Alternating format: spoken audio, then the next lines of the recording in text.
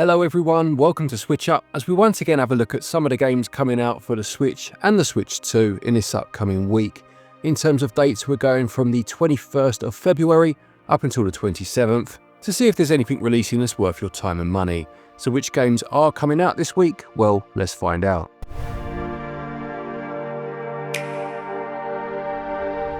We'll start with a couple of games that are already out but never made it into one of these videos. The first of those is Rayman 30th Anniversary Edition.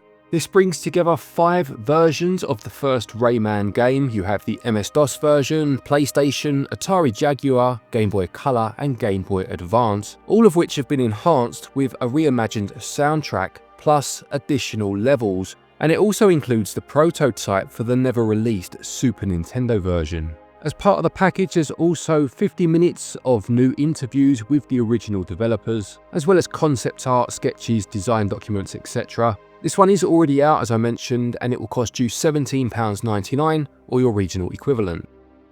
Another one that's already out then is Caves of Qud. This seems to be impressing people from what I've read so far, seems to be doing very well, and it describes itself as a science fantasy roguelite steeped in retrofuturism. It goes on to say it's a deeply simulated, biologically diverse, richly cultured world where you must decide if the Earth is dying or if it's on the verge of a rebirth. It features turn-based sandbox exploration and combat with quests, NPCs, villages, historic sites, and a dynamic faction system where you can pursue allegiances with over 70 factions. I absolutely love the art style. I do miss games like this. They just have an appeal to them that, for all of the fantastic graphics and what have you we have these days, and we'll see games like that later in the list for sure, something about this style is almost timeless in its own way. Please do feel free to let me know a bit more about this one if you've played it. I know a few people have mentioned it in our comments sections and praised it highly. Let me know exactly how it plays, but it's out now as I mentioned and sells for £22.99.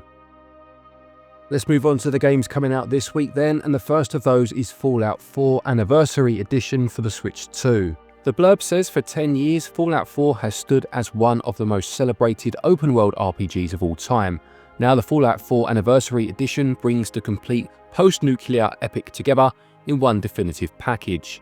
It includes the base game and 6 official expansions being Automatron, Wasteland Workshop, Far Harbor, Contraptions Workshop, Vault Tech Workshop and Nuka World. As well as this, there are over 150 Creation Club items featuring unique weapons, power armor sets, building packs, paint jobs, and so on, to ensure that this is the definitive version of the game.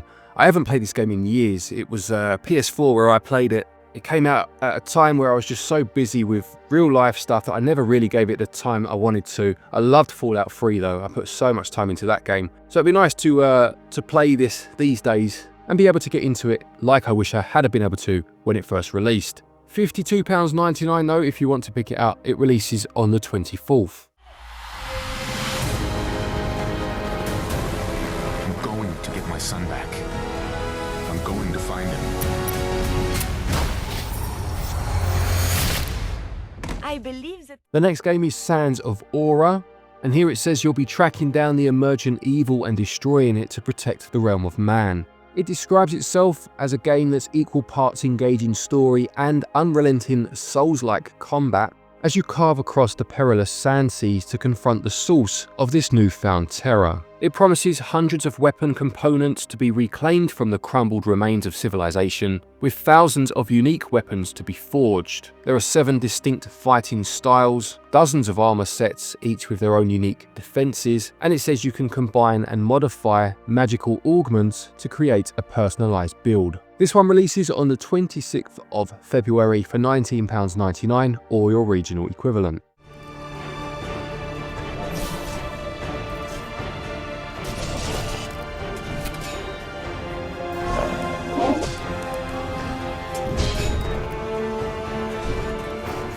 We then have Hunt the Night, a retro-style action RPG that blends fast, skillful combat with dark fantasy lore according to the blurb.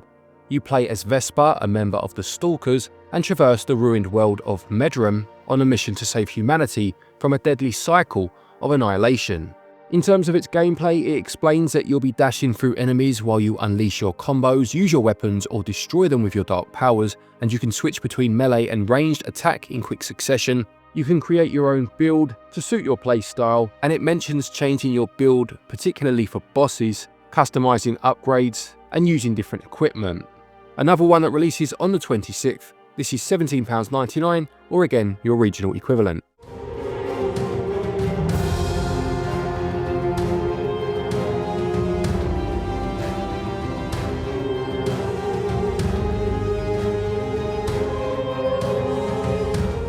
Following on from that then, we have the Disney Afternoon Collection. This is available on the Switch and the Switch 2, and this released a while ago, 2017 by the looks of it, on other consoles, but this new release has added a couple of games to the collection, those being Bonkers and Goof Troop. I played Goof Troop back in the day on the Super Nintendo. It was a good game. Like a top-down, almost like a Zelda-like, not what you'd have expected from a Disney game back then. But aside from those two new ones, you also get DuckTales, DuckTales 2, Chip 'n Dale Rescue Rangers, Chip 'n Dale Rescue Rangers 2, Tailspin, and Darkwing Duck.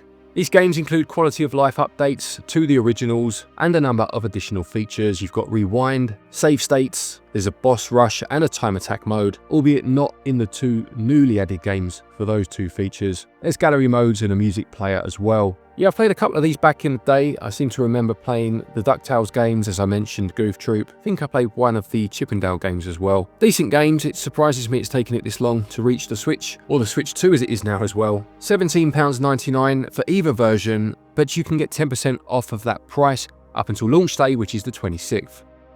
Okay, we then have the big one as far as I'm concerned this week. We've got Resident Evil Requiem, releasing on the 27th.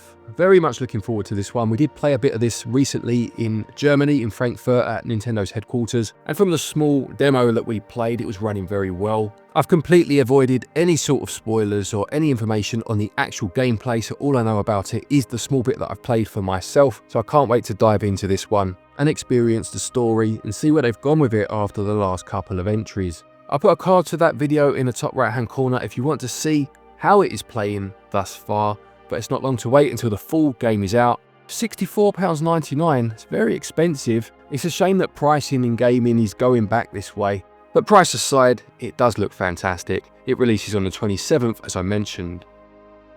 To go along with that, on the 27th, you also have the release on the Switch 2 of Resident Evil 7. This is the Biohazard Gold Edition. This was the first of the Resi games to move into first person, and I absolutely loved it when it first came out. I would say the first couple of hours is up there with being some of the scariest I've ever played of a game, probably alongside something like Outlast, the first time I played that, for just how intense it is.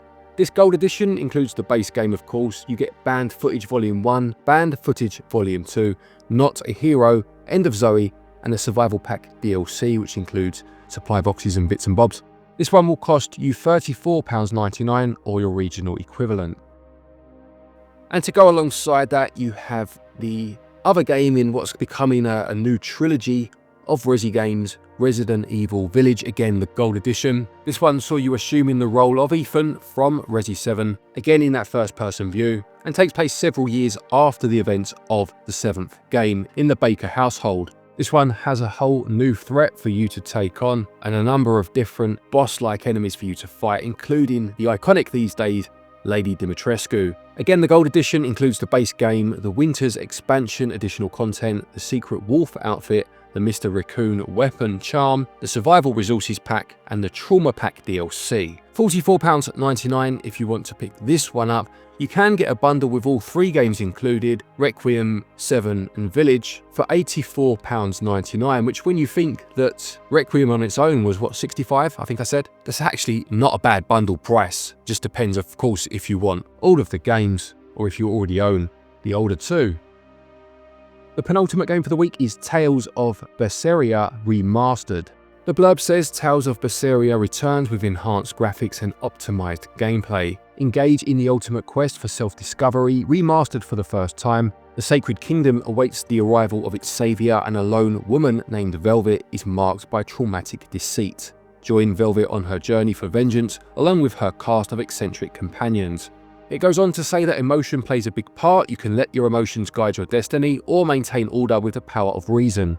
It's another game that lets you refine your playstyle by choosing arts and performing a variety of combos. You'll collect enemy souls to unleash a barrage of attacks, for a thrilling battle experience, according to the blurb. And it says this version features several DLC from the original game, which released back in 2016. This costs £34.99 or your regional equivalent if you do want to pick it up, and it's also out on the 27th. And the final game for the week then, we have Laysara Summit Kingdom. This describes itself as a challenging city builder which tasks you with creating a new home for your people forced out of the lowlands. There are both campaign and sandbox playthroughs where you'll need to establish multiple towns, each on a unique mountain with its own trait. All your towns coexist in symbiosis, creating a trading network which you can then adjust to your needs by revisiting already developed settlements. It continues by saying that one of the ever-present dangers that you'll need to deal with are avalanches. You can't stop them, but you can take precautions and be prepared. I do like the idea of this one actually, not just the fact that it's a city builder set on a mountain with all of the issues that would provide, but the fact that you return to previous settlements and then set up trade links between all of your own settlements is quite a good idea, because a lot of the times in games such as this, once you've finished on a campaign and you've completed that town, say, you move on and you don't really ever touch it again. Also releasing on the 27th, this one costs £22.49, but you can get 10% off of that price up until launch day.